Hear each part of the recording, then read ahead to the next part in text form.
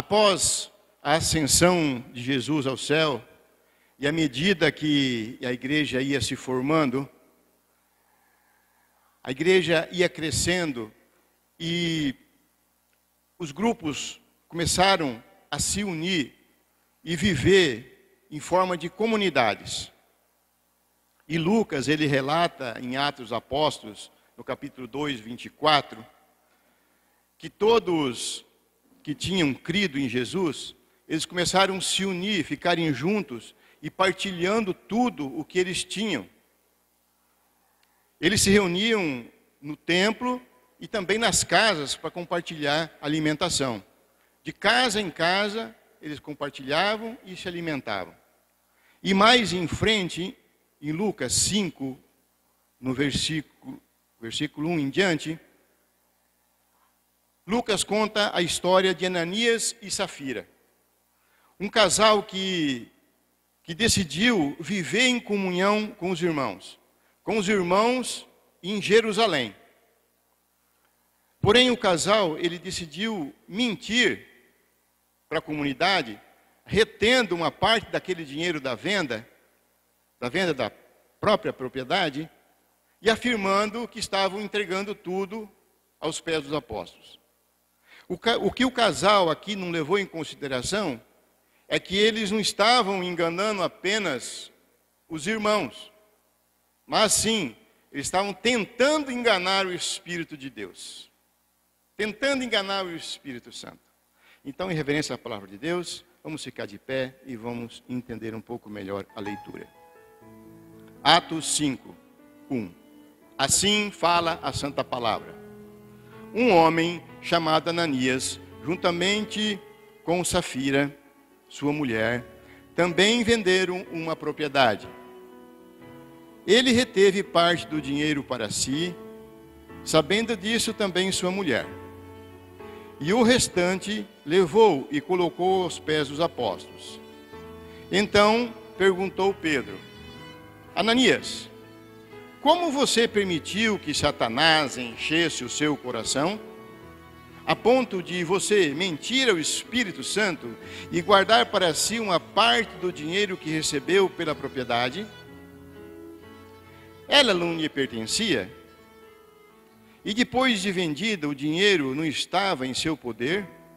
O que levou a pensar em fazer tal coisa? Você não mentiu aos homens, mas sim a Deus. Ouvindo isso, Ananias caiu e morreu. Grande temor apoderou-se de todos que ouviram o que tinha acontecido. Então, os moços vieram, envolveram seu corpo, levaram-no para fora e o sepultaram.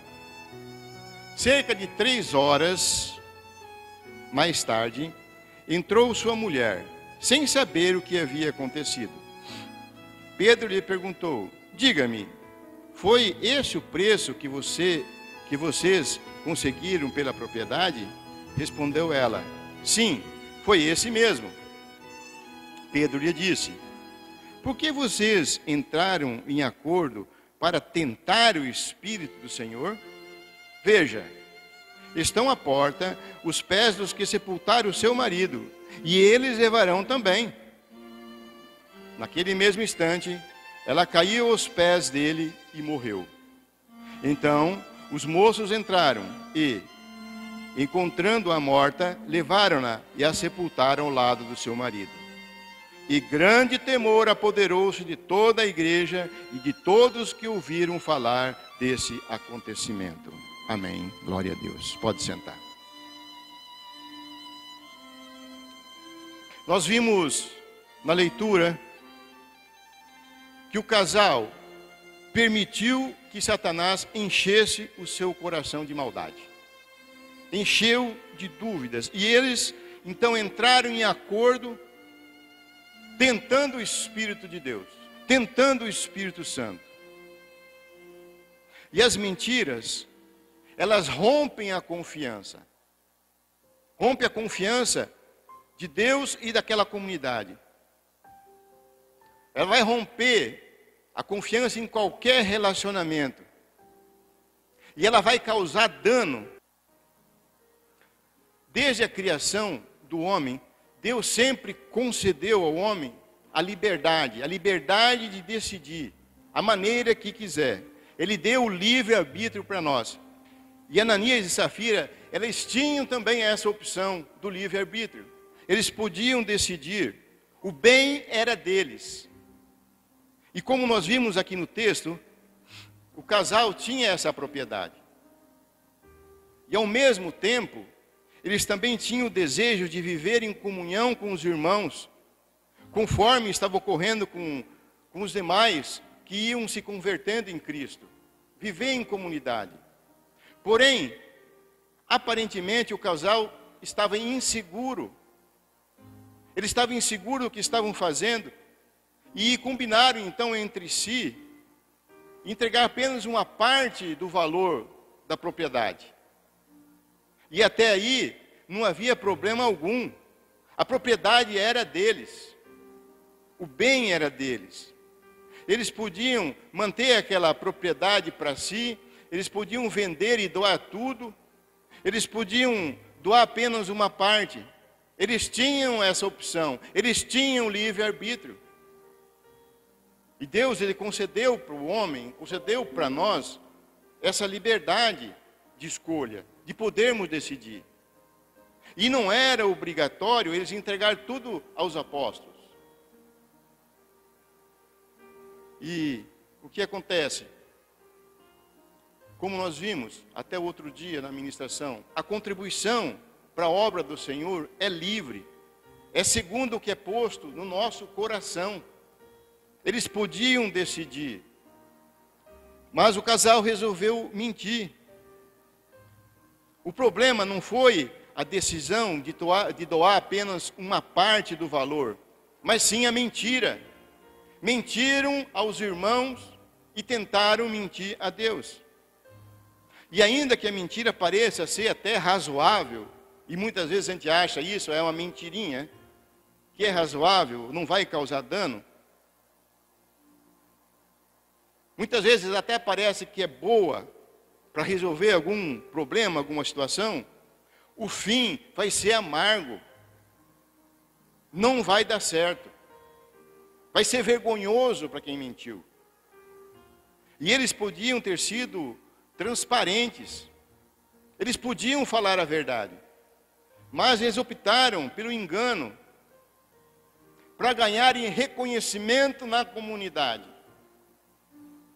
Uma oferta falsa, dentro de mentira, para ganhar reconhecimento dentro da igreja. E como nós vimos aqui na leitura principal, então Ananias e Safira, eles mentiram para a comunidade. Mentiram perante Deus. E a mentira na sociedade, ela gera desordem, ela gera corrupção. Tantos problemas na sociedade que está tendo por causa da corrupção, através de mentiras. Ela destrói a confiança entre as pessoas. E assim também ela pode acontecer em várias áreas da nossa vida. Na família, no trabalho. Um lar que é marcado pela mentira, ela vai gerar ressentimento. Ressentimento entre o casal, entre pai e filho. Vai gerar afastamento, mágoas profundas. A mentira causa isso. Nós podemos ver Jacó, quando enganou seu pai, quando enganou Isaac, o sofrimento que ele teve, as consequências. Ele foi afastado por longos anos da sua família. Ele viveu na dificuldade, pelo deserto. Foi enganado várias vezes por Labão, o seu sogro. É assim que acontece quando nós mentimos dentro da família. Vai vir as consequências amargas. No trabalho não é diferente. A mentira, ela pode acabar com o emprego de alguém, com o sustento de alguém, a carreira de alguém. Pode destruir uma empresa. Prejudica a vida de pessoas, até de família. Vai causar muitas vezes a demissão de um ou de outro, e com o tempo daquela própria pessoa. Quando alguém mente dentro de uma empresa ou no seu trabalho, para mostrar as suas habilidades, destacar as suas habilidades, para poder ter algum resultado, as consequências vão vir. Cedo ou tarde, a verdade aparece. Isso vai aparecer. Aquele mordomo infiel, que está lá em Lucas 6, Lucas 16, ele também tentou se passar nessa situação. Ele desperdiçava o que era do patrão. Ele gastava em abundância o que era do seu senhor. Ele tentou enganar o seu senhor, criando amizades por fora, garantindo o seu futuro. Mas aquela atitude de querer garantir o seu futuro e prejudicando o seu patrão, levou a ele perder a sua posição, o seu cargo. E daí? Quem vai te reconhecer depois? Então as escrituras, elas são claras. E elas não fazem uma diferenciação e nem estabelecem um nível para mentira, para mentirinha ou para uma mentira maior. Não. Mentira é mentira, é pecado. Para nós cristãos, a mentira deve ser sempre considerada errada, destruidora, reprovável. Não podemos se usar de mentira, independentemente do tamanho que ela seja. Não existe mentirinha, é mentira. Conforme João 8,44, a mentira tem sido uma arma muito usada pelo inimigo. E nós podemos ver nessa sociedade moderna o que está acontecendo. E o diabo utiliza isso, não é de agora, é desde o princípio. E como nós vimos aqui no texto, o casal, ele abriu uma brecha permitindo que Satanás enchesse o seu coração. Temos que ter esse cuidado e não tentar florear alguma história, querer inventar algo para se dar bem, que a história fique mais bonita. O pecado aqui de Ananias e Safira não foi somente contra os apóstolos ou contra aquela igreja, mas foi contra Deus, e caíram mortos. A mentira é um pecado que gera a morte espiritual, e é ali que está o problema. E a Bíblia é bem clara: não é perdoado automaticamente. A mentira não é perdoada automaticamente só porque muitas vezes a gente sente um remorso. Não adianta sentir apenas um remorso. É necessário nós estarmos dispostos a se arrepender verdadeiramente perante a Deus. E não somente pedir perdão a Deus, mas sim confessar esse pecado contra a quem você mentiu. Isso é necessário. E Ananias e Safira, eles estavam buscando apenas a aparência de santidade dentro da igreja. Queriam se aparecer, uma aparência enganosa, contra a igreja, contra Deus, e caíram mortos nos pés do apóstolo. E no domingo passado o pastor falou um pouco aqui sobre mentira. Ele falou que algumas pessoas não percebem que estão sendo escravizadas pelo inimigo e acabam perdendo a própria identidade através da mentira. Se perdem, não se parece mais aquela mesma pessoa que já era. E a passagem de hoje, então, ela vem nos alertar sobre essa gravidade da mentira, punição de morte, principalmente a morte espiritual. E a palavra fala em Provérbios 12, 22, que os lábios mentirosos são abomináveis ao Senhor. No final da Bíblia, em Apocalipse, capítulo 21, a palavra fala: Todos os mentirosos terão a sua parte no lago de fogo. Misericórdia. Todos os mentirosos terão a sua parte no lago de fogo. Então a mentira é um pecado gravíssimo, principalmente quando é cometida contra o Espírito Santo. Pecados contra o Espírito Santo não tem perdão. Em Naum, capítulo 1, versículo 2, a palavra fala: o Senhor é Deus zeloso e vingador. O Senhor é vingador e cheio de ira.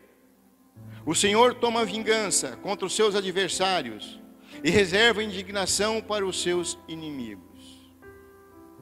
É inimigo de Deus, vai ter a ira, será condenado. E Ananias e Safira foram punidos de morte, morte imediata, para servir de exemplo, um exemplo prático para aquela comunidade, para os mentirosos infiltrados naquela igreja. A mentira, então, ela destrói a comunhão entre os irmãos, ela vai gerar desconfiança entre os irmãos, dentro da comunidade, nada vai dar certo, vai afastar as pessoas da fé. Não invente nada na palavra de Deus, não traga nada aqui em cima que possa destruir a fé de alguém. É mentira, mentira contra o Espírito Santo. A palavra tem abundância para ser pregada. Nunca traga nada que seja contra ou que seja de suas ideias. Por isso a igreja tem que se empenhar cada vez mais em cultivar essa verdade, em mostrar a palavra, lembrando que Deus é a própria vida, Deus é a própria verdade, e Ele nos orienta. Ele nos orienta até a corrigir os irmãos, se for preciso, com punição. Se for necessário, expulsar do meio, considerar como gentil, considerar como publicano. A palavra é clara em Mateus. E então a leitura de hoje, no versículo 11, ela mostra que grande foi o temor naquela comunidade. O temor se apoderou de toda aquela igreja. E também de todos que ouviram falar desse acontecimento. Que a justiça de Deus, ela colocou e coloca um limite no pecado. Tem que ter um limite.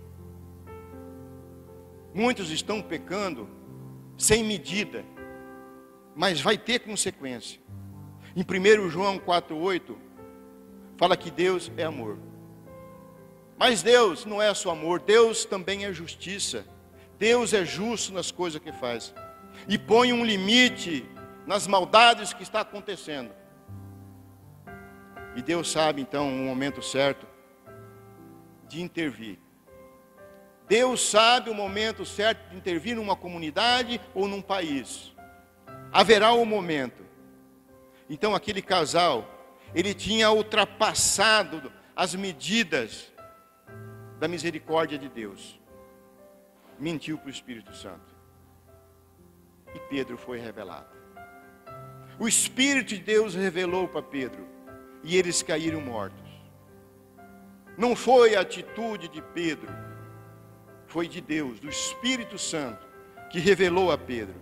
E Ananias e Safira, então, são um exemplo de como Deus pode intervir de maneira imediata, para poder corrigir, reconstruir, evitar a contaminação espiritual dentro da igreja, dentro de uma comunidade como um todo. Uma mentira, uma simples mentira no meio, pode destruir toda uma comunidade. Se Deus permite que o casal continuasse naquelas mentiras, continuasse influenciando aquela comunidade, provavelmente aquela comunidade ia perder a integridade, ia perder a unidade. Então Deus interviu. Provavelmente a igreja ia deixar de viver o temor a Deus, ia deixar de viver dentro da integridade conforme a palavra. Então o castigo para aquele casal foi imediato. Que nós não sejamos um exemplo que nem eles. Em Salmo 15, mostra que aqueles que vivem na integridade jamais serão abalados.